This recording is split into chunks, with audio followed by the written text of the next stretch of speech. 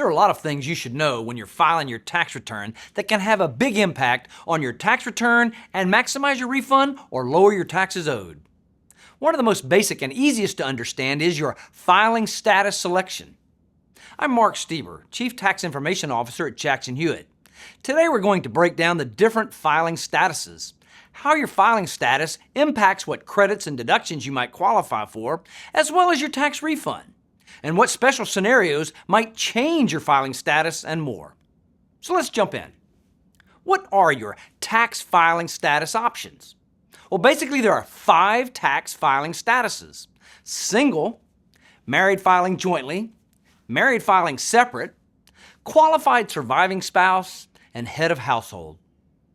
There's a small chance that you might qualify for more than one filing status if you're married, your spouse has died, and whether or not you have dependents. But it's best to go with the status that could offer the maximum deductions and credits you qualify for. How do you determine what IRS tax filing status you are? The easiest way to understand it is your filing status is determined by whatever your marital status is. And the most important thing to know is what your filing status is, or whatever you are, on the last day of the year. For example, if you get married in July and you're still married on December 31st, your filing status for the entire year can be married filing jointly, even though you're single for the first half of the year. And this can mean bigger tax benefits. That goes for those getting a divorce too. If you divorce on the last day of the year, you're single for the whole year. And even if you're married or divorced at 11:59 p.m. on December 31st, near but not past midnight, that counts for the whole year. Now let's go into detail on the 5 tax filing statuses. Single filing status is for unmarried people. Simple as that. Not married, you're single. Pretty easy. Married filing jointly is the most common filing status for married couples. This status has the highest standard deduction and some of the most beneficial tax rate brackets. You file together and report combined income along with your combined deductions and combined qualifying credits on the same form. This way, the IRS holds both spouses accountable for all taxes due, including penalties and interest. And an important tax tip: if married filing jointly, you're each totally responsible for the total taxes, not just yours. So if you have concerns, see a tax expert about some other choices you might have, including married filing separately. So on to that. Married filing separately is another option for married people to file. Though filing jointly is best in most cases, there are some situations when filing separately works out better, meaning possible lower taxes or other benefits you might want. As we talked about before in the married filing joint status, most things are simply added together and all put together on a married filing joint tax return. But if you and your spouse have vastly different income levels or vastly different deductions individually, this might create a tax reduction opportunity to lower taxes by married filing separately. Too much to talk about here, but just know if you have big differences in your earnings and expenses situation, you should talk with a tax expert for sure about married filing separate. A few things to keep in mind about this status. It holds only the taxpayer on the return responsible for any taxes due and penalties and interest, not the spouse too, as with the married filing joint status. It's for people who don't want to file a joint return or whose spouse refuses to file a joint return, meaning you are not willing to file together. Most commonly for those going through a divorce or separation. It has the potentially high tax rate brackets, fewest allowed credits and deductions.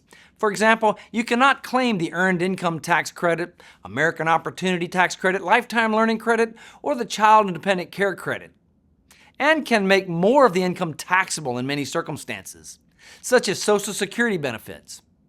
It also reduces your standard deduction amount to 0 if the other spouse is itemizing deductions. As I said, it is not for everyone, but it does have a place in the tax ecosystem, and if interested, talk with a tax pro, but do not elect a loan without knowing all the details. Qualifying surviving spouse is for people who have recently lost a spouse and are supporting a dependent child at home, who's either 19 years old or 24 if they're a full-time student or disabled.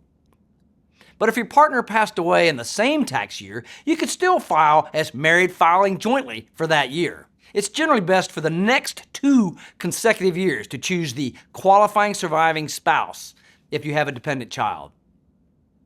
Head of household is for unmarried people who provided at least half the cost to maintain a home for the year, while also providing more than half the support to at least one other person for more than 6 months of the year.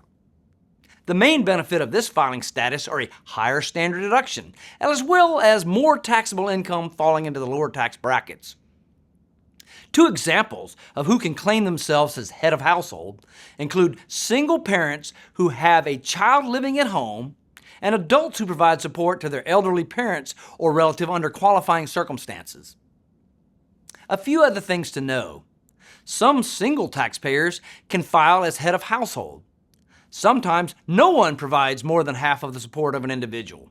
When this happens, a person who provides more than 10% of the support can claim the individual as a dependent by collective agreement. This filing status can be complex, so talk to a tax pro before making the final decision. Does your filing status impact what tax deductions and credits you can claim? Oh yes, one of the biggest things your filing status impacts is what your standard deduction amount is. The standard deduction is a flat amount that reduces the amount of income on which you're taxed. You cannot take the standard deduction if you are married but filing separate whose spouse itemizes, or you're an individual who files a tax return for a period of less than 12 months because of a change in your annual accounting period, or you're filing as an estate or a trust, a common trust fund, or a partnership, or if you are a non-resident alien or a dual status alien during the year. Furthermore, there are dozens of tax credits that have different requirements and the credit size amount as well. Many of them changed based on your filing status itself. For example, if you're eligible for the Earned Income Tax Credit, the amount you can get changes if you're single or married or head of household. If you try to claim a credit or deduction under the wrong filing status, it can cause a delay in the IRS processing your tax return, as well as a delay in your receiving your tax refund. What are the tax brackets and rates? Well, tax brackets and rates adjust each year for inflation. But at a high level, there are basically 7 federal income tax rates, meaning this is the percentage of your income you need to pay.